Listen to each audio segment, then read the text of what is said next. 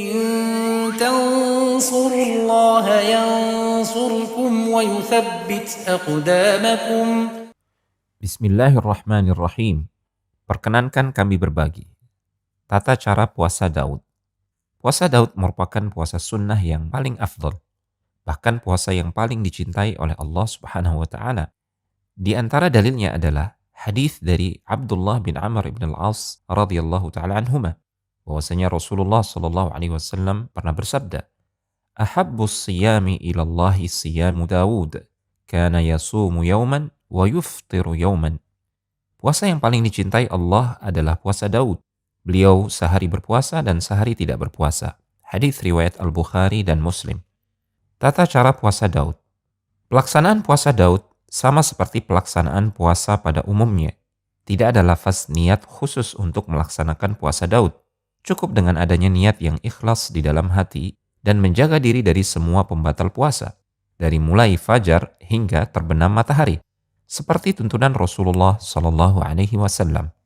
Hanya saja, waktu pelaksanaan puasa Daud dilakukan secara selang-seling pada setiap harinya. Artinya, jika ia berpuasa pada hari ini, maka esoknya ia tidak berpuasa.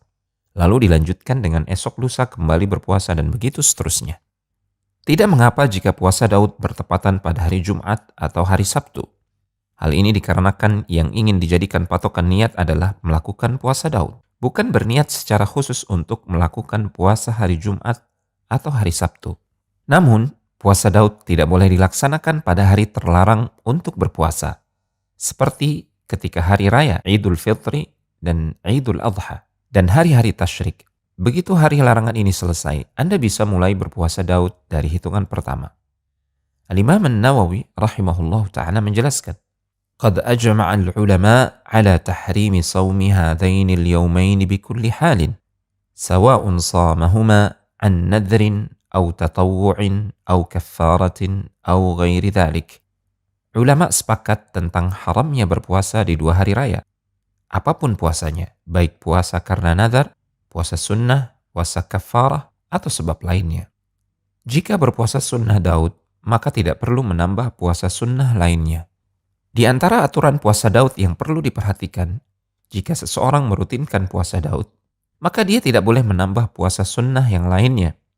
Abdullah bin Amr bin Al-As radhiyallahu ta'ala anhuma pernah menyampaikan kepada Nabi SAW tentang rencananya untuk berpuasa setiap hari. Mendengar rencana ini, Nabi SAW melarangnya dan menasihatinya agar berpuasa 3 hari setiap bulan.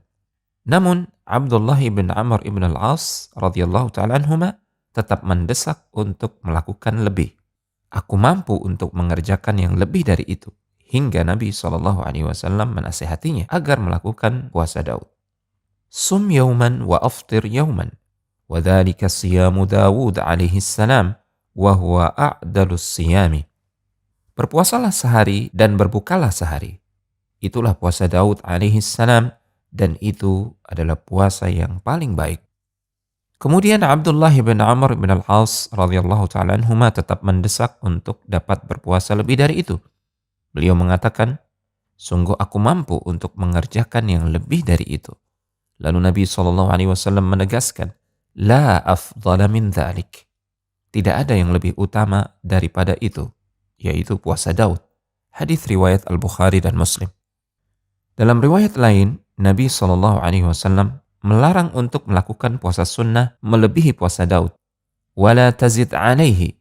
Janganlah engkau tambah melebihi hal itu. Hadis riwayat Ahmad, Al-Bukhari dan yang lainnya.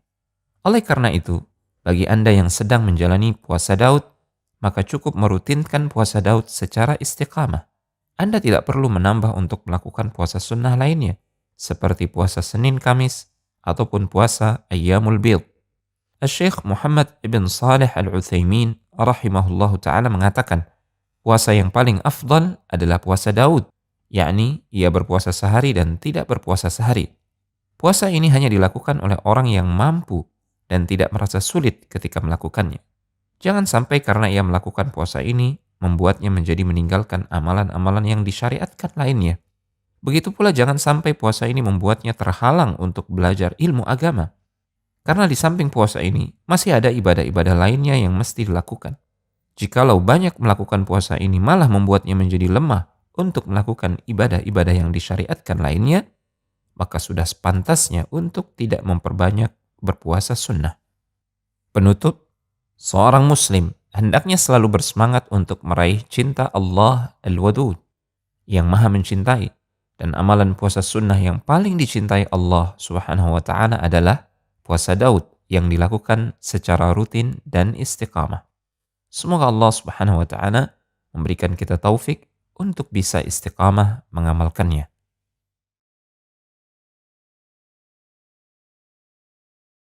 إن تنصروا الله ينصركم ويثبت أقدامكم